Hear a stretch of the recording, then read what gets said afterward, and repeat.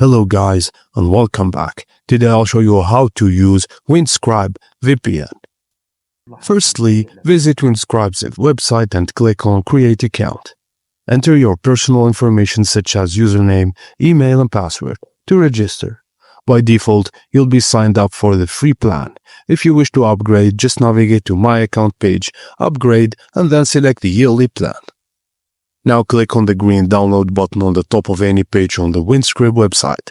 You'll be directed to the downloads page where you can see supported devices such as Windows, macOS, iOS, Android, etc.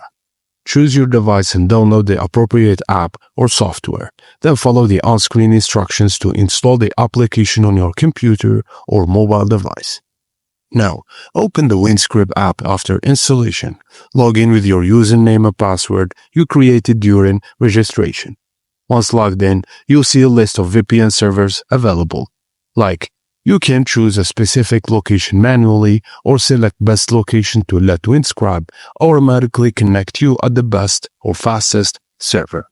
Once connected, your IP address will change to the selected location and your internet traffic will be secured with Windscribe VPN. That's it guys. Thank you for watching and please don't forget to like and subscribe for more.